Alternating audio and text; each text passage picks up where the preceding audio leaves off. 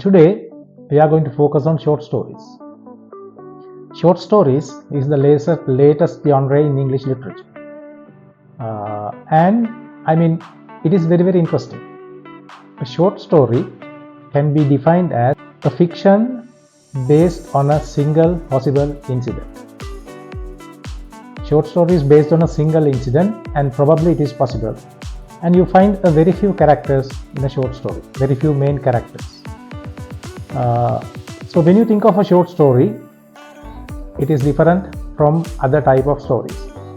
Before short stories, there were folk tales, fairy tales, and religious stories. For example, if you think of a Sri Lankan folk tale, usually they begin something like this. Certain background details are given. The incident takes place in a particular country. The characters are the king and his sons. When you think of religious stories, it is the same. Once upon a time, there lived a beautiful girl called Cinderella with her stepmother and two cousin sisters. Background details are given. Incident took place at once upon a time. Characters are Cinderella, her stepmother and two cousin sisters. More or less, the religious stories are also the same.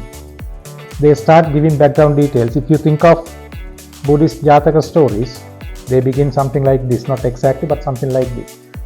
යටගිය දවස බරණැස්නුවර බ්‍රහ්මදත්තනාර රජ කෙනෙක් රජ කරන සමයේ අපමහා බෝසතාණෝ සිටු කුලයක උපන්නා. Incident takes place in බරණැස්නුවර. Right? Time යටගිය දවස. The characters are King Brahmaratna and Bodhisattva. Likewise, background details are given. But modern short stories, they have an abrupt opening. Abrupt means sudden. No background details are given. So when you study a short story, when you analyze a short story, there are certain things that you should consider. You have to find out certain background details. We call them, the first one is the exposition. Right? Exposition means the background details. So here you have to find out the location of the story, where the incident takes place. Second thing, the time duration. That is very important. Third one, the religious and cultural background.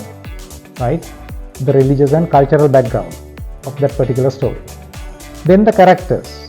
There are two categories of characters, major characters or main characters and minor characters. Now when you think of these religious stories and fairy tales, there are two types of characters, white characters and black characters. The good characters are white characters, the bad are black. But that is not natural. When you think of a natural character, there are good and bad qualities in characters. So in modern short stories, we find major and minor characters. Both these characters are ash, neither black nor white. Then the plot, how the incident is presented. Fifth one, right? The plot. So this can be presented in two ways. One thing is the chronological order. That means with the time. First incident, second incident, likewise goes on. The other one is flashback. There what you do is you recollect the past. Being at present, you recollect the things that happened in the past.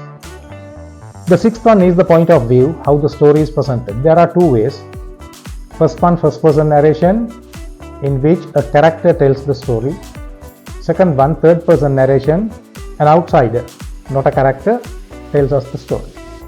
So now the short story we are going to analyze is The Lumber Room by Saki. Saki means Hector Hugh Munro. His pen name or pseudonym was Saki. And when you think of the time period and other things, right, the background details, the incident takes place in a coastal area, because the characters are taken to the beach, right? Coastal area. It is, generally, it is considered that Saki has written this story somewhere in 1910. That means about more than 100 years ago. And the major characters are Nicholas, an orphan, and the aunt who looks after him.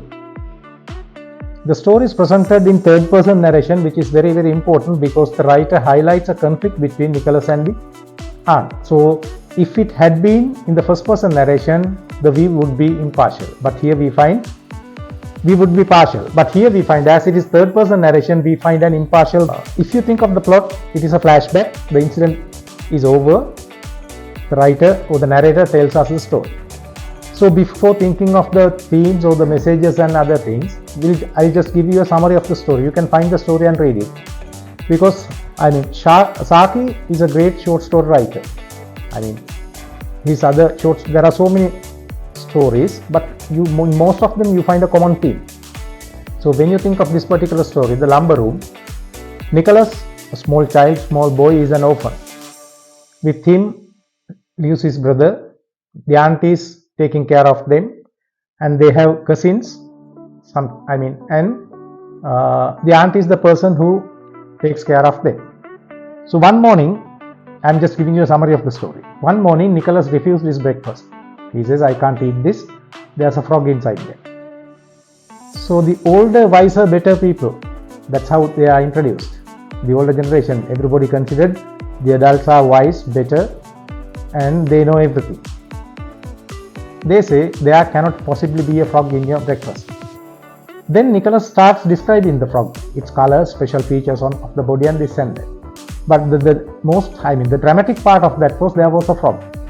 And later it was found that Nicholas put it into his breakfast plate himself. What he wanted to prove was the adults are not always correct, but he was blamed. Now, according to the adults, his son, he troubled an innocent frog. Taking a frog from the garden was a very bad activity, and he spoiled a wholesome breakfast, putting the frog into that. Nicholas is punished for that. All the other children are taken to the beach, and Nicholas had to stay at home because of his bad conduct. So when the children were going to the beach, the aunt heard Nicholas saying that they will enjoy. It's a great afternoon, the children will enjoy on the beach. And mind you, this is about 100 years ago. The children had very few sources of enjoyment, right? They had no computer games, they had no mobile phones and this and that, no social media. So going to the beach is an opportunity for them to enjoy themselves a lot. But Nicholas said no, they will not enjoy. He strongly said they will not enjoy. The cousin sister injured her knee, and Bobby will not enjoy. Bobby means Nicholas's cousin. He will not enjoy because his boots are too tight. Then aunt blames him. Why didn't you tell me? So Nicholas says, he told you twice, but you didn't listen. Then he accuses his aunt, saying that you don't listen to children when you don't listen to us children when we tell you important things. So aunt changed now, as her weakness is highlighted. By Nicholas, she gives him another punishment. You can't go into the gooseberry garden. Nicholas asked why? Because you have done something wrong. So second punishment is given for the same bad deed. Then aunt thinks that Nicholas will go to the gooseberry garden because the aunt told him not to. And she wants to catch him there red-handed and to punish him. So she was very busy. She had so many things to do that afternoon, but she went into the gooseberry garden and waiting there for Nicholas to come. Nicholas pretended that he wants to go to the gooseberry garden, but his plan was something else. He wanted to explore the lumber room at home. So there is a lumber room, a store room. The children are not allowed to go into that, and when they question regarding the lumber room, nobody answers them. So Nicholas pretended that he wants to go to the gooseberry garden. Then aunt is waiting to catch him there. So what he does is he goes to the library and takes the key of the lumber room, and he enters there. He watches so many things, right? He sees tapestry pictures, candlesticks, so many important things and interesting things he sees there. Then aunt was suspicious for his long disappearance, and Nicholas heard the aunt calling his name. And aunt said, "Come out, I can see you all the time." So it was something ironical. She can't see him, but she's just lying. Then when Nicholas came out, he found that the aunt has fallen into the rainwater tank and she can't come out. She asks Nicholas to go to the gooseberry garden and to fetch the ladder. Nicholas says, I was asked not to go to the gooseberry garden. The aunt says, I told you not to, now I tell you may. Right? So there she changes her opinion for her benefit. But Nicholas says that you may not be the aunt, you must be the evil one, the devil. The aunt says, the devil tempts me to do bad things and that's why I am bad. Then aunt says, don't talk nonsense. But she forgets that she is the person who told him this nonsense. Then Nicholas wants to check this. Nicholas asks, will there be strawberry jam for tea? The aunt says, yes, there will be. Then Nicholas says, no, you are not the aunt, you are the evil one, you are the devil. Yesterday we asked aunt for jam, but she said there isn't any, there isn't any. But I know there are 4 jars in the cupboard, so you are lying. Aunt doesn't know that there's strawberry jam, and he goes away. So aunt had to be in the rainwater tank for a long time. The children did not enjoy on the beach because there was uptide. Right? The aunt planned the picnic to punish Nicholas. He forgot that there would be uptide that particular day. So nobody enjoyed except Nicholas. Everybody failed, only Nicholas achieved his target. So this is the short story. The writer tells us, just like in many of his other stories, for example, The Open Window, Saki wants to say that the younger generation is more intelligent and practical than the older generation. And Saki highlights the weaknesses of the older generation. Saki highlights here, the aunt represents the older generation, whereas Nicholas represents the younger generation. Saki highlights the weaknesses of the aunt, which can be generalized as the weaknesses of the adults. First thing, the adults or the older generation thinks that they are always correct. Nicholas proves that they are not. Adults overestimate themselves and underestimate children. They don't listen to children when they say important things. And further, they plan and they sort of launch irrelevant punishments. Right? Now, for example, banning Nicholas going into the gooseberry garden is a useless thing. They allow children to do bad things and punish them. Aunt waits in the gooseberry garden to catch Nicholas and to punish him. Right? And adults change their opinions for their benefits. The aunt earlier told Nicholas not to go to the gooseberry garden, but later she wanted him to go there to fetch the ladder because she wanted to come out of the rainwater tank. They use the religion to scare and to control the children. Right? And they tell lies and expect the children not to lie. So likewise, Saki highlights the weaknesses of the adults and shows that children know adults better than the adults know the children. Right? Children are more intelligent and practical. That's what he says. So when you think of literary devices of this short story, it is full of devices which help the readers to understand the story well. One thing is, it is a third-person narration.